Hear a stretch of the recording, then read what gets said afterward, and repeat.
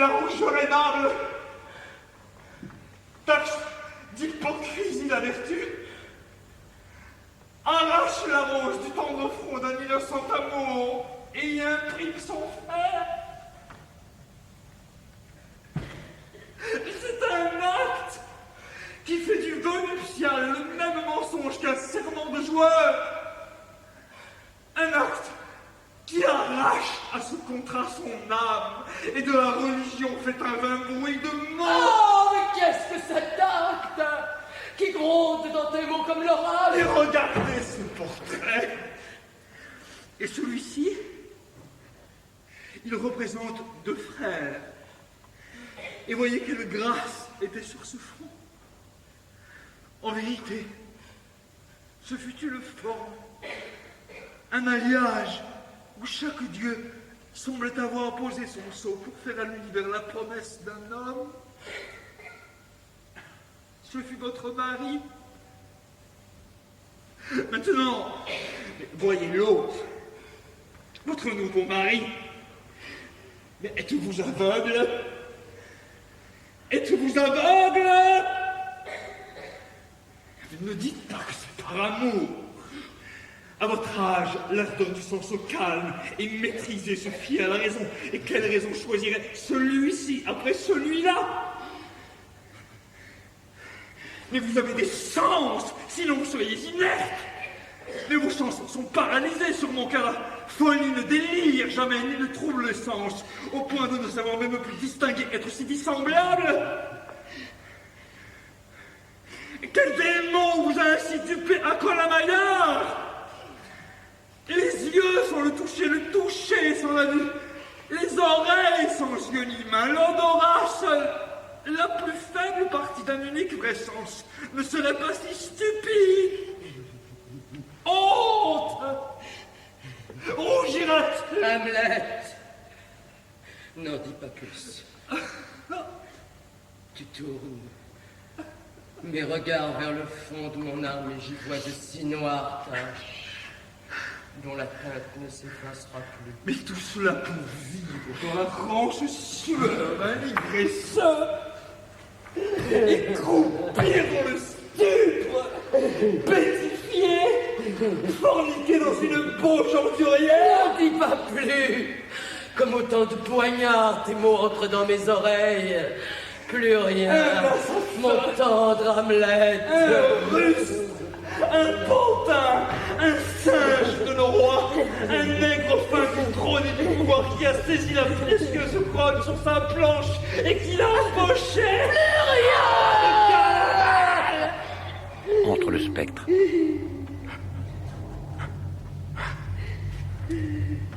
Secourez-moi, sauvez-moi, ô céleste gardien. Que me veut votre grâce? Hélas, il est fou. Venez-vous pour châtier votre fils paresseux, qui, esclave des circonstances et de son trouble, tarde à exécuter votre ordre terrible? Oh, dites-moi! N'oublie pas! N'oublie pas! Ma venue n'a pour but qu'aiguiser ton dessin presque émoussé. Mais vois, le désarroi accable ta mère. Oh, entre elle et son âme en combat, dresse-toi. C'est sur les êtres frêles que la pensée agit le plus fortement. Parle-lui, Hamlet. Madame, mais qu'avez-vous? Hélas, qu'avez-vous vous-même à tenir vos yeux fixés sur le vide et à parler à l'air immatériel?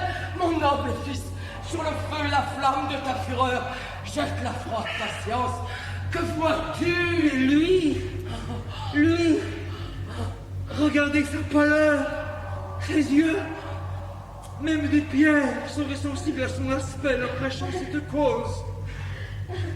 Ne me regardez pas, de peur que ce regard pitoyable n'altère mon sévère projet, et que ma tâche le perde dans les larmes sa vraie couleur de sang. Oh, à qui dis-tu cela? Ne voyez-vous rien là? Mais rien, et pourtant je vois tout ce qu'on peut voir.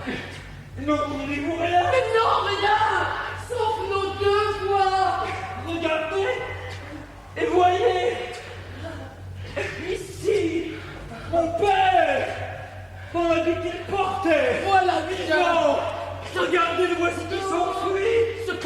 plonge votre cerveau à inventer des images sans corps le délire est habile. Le délire! Oh, mère! Sur votre âme, n'étendez pas longuement, flatteur, de croire que ma folie parle et non votre faute.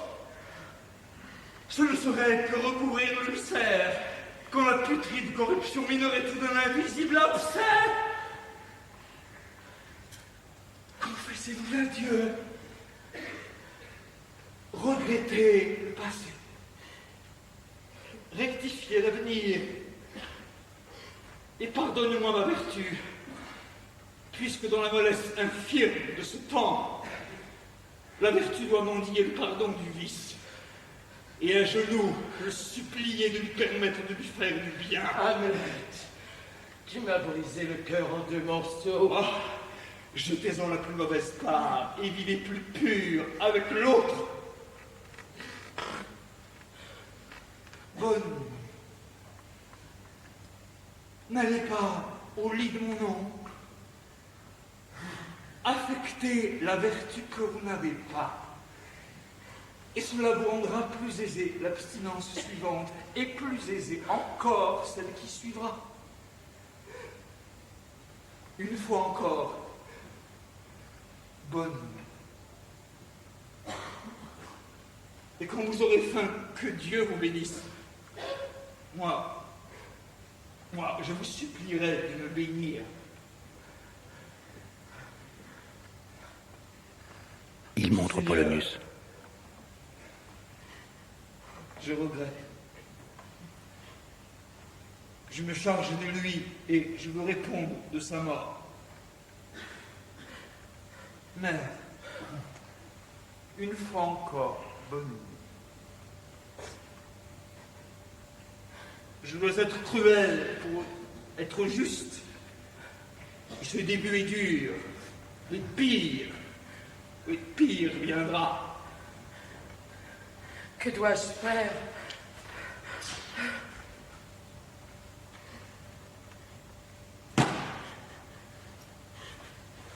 Alors, surtout pas ce que je vous ai dit.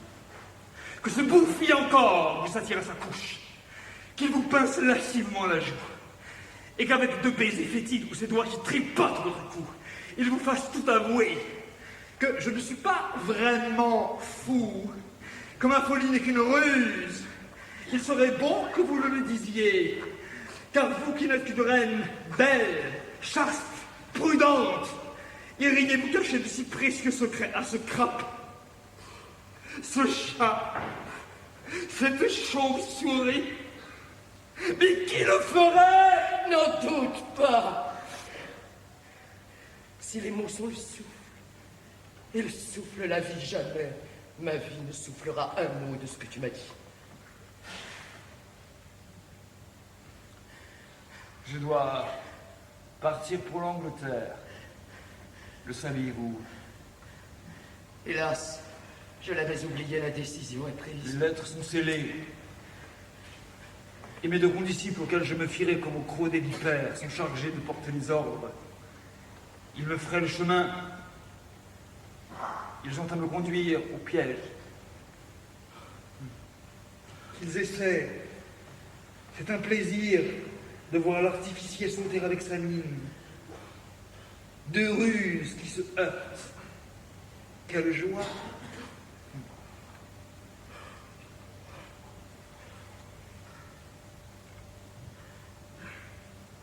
Celui-ci vous contraint de fermer mal. Je vais traîner sa tripe jusqu'à côté.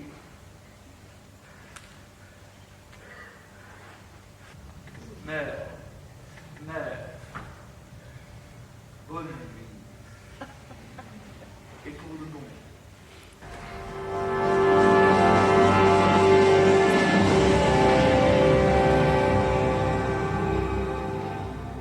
C'est là, pour ces grands soupirs, quelle est leur cause? Dites-la. Oh, mon cher Seigneur, qu'ai-je vu ce soir? Quoi, Gertrude? Et Hamlet?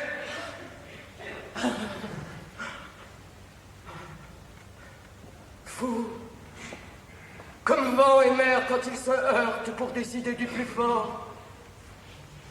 Dans sa frénésie, derrière la tenture, il entend bouger.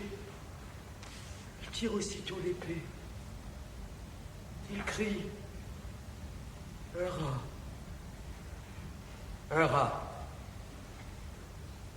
Et dans l'échauffement de cette idée, il tue le bon Polonius qui était caché. Oh, quel acte funeste! Si nous avions été là, nous aurions subi le même sort. Le laisser libre est un danger pour tous. Oui, pour vous-même, pour nous et pour tout le monde, hélas. Comment répondre de ce meurtre?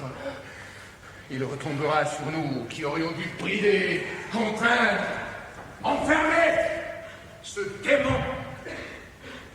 Où est-il, ma fille?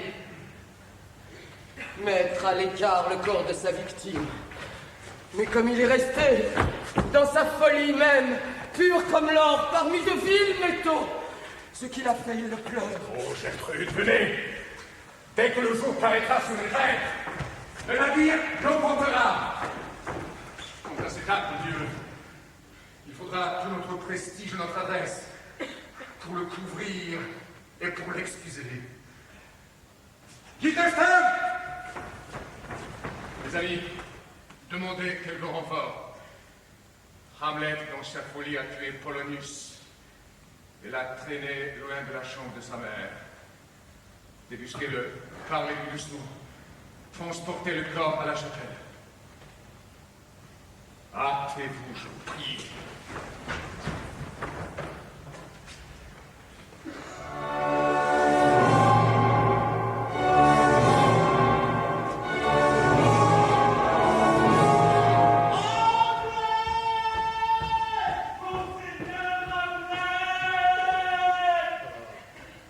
Je vais caser en lieu sûr.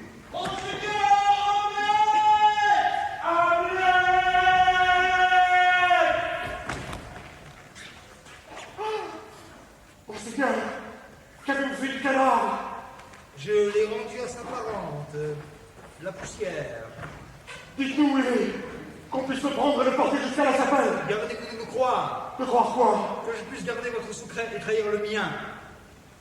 Et puis, à la question d'une éponge, quelle réponse peut faire le fils d'un roi? Me prenez-vous pour une éponge, monseigneur? Oui, monsieur, une éponge qui absorbe les faveurs du roi, ses récompenses et son pouvoir. Je ne vous comprends pas, monseigneur. Je suis bien net. Les propos empoisonnés dorment dans nos oreilles stupides. Monseigneur, il faut nous dire où est le corps et venir avec nous auprès du roi. Le corps est avec le roi. Mais le roi n'est pas avec le corps. Le roi est une chose. Une chose, monseigneur? Une chose de rien. Alors, menez-moi auprès de lui.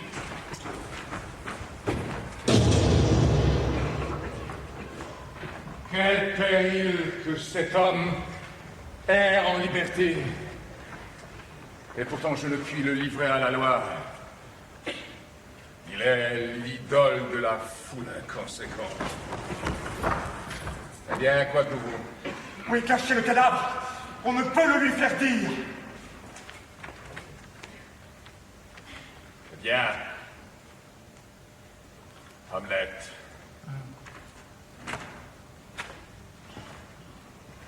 Où est Polonius? À souper. À souper. Où donc? Non pas là où l'on mange, mais là où l'on est mangé. Où est Polonius? Au ciel. Vous pouvez l'y envoyer voir. Et si votre messager ne l'y trouve pas, allez le chercher vous-même dans l'autre endroit. Mais si vous ne l'avez pas trouvé d'ici un mois, il faudrait bien que vous le sentiez quand vous montrez dans la galerie. On aille le chercher là. Je suis sûr qu'il vous y attendra. Hamlet!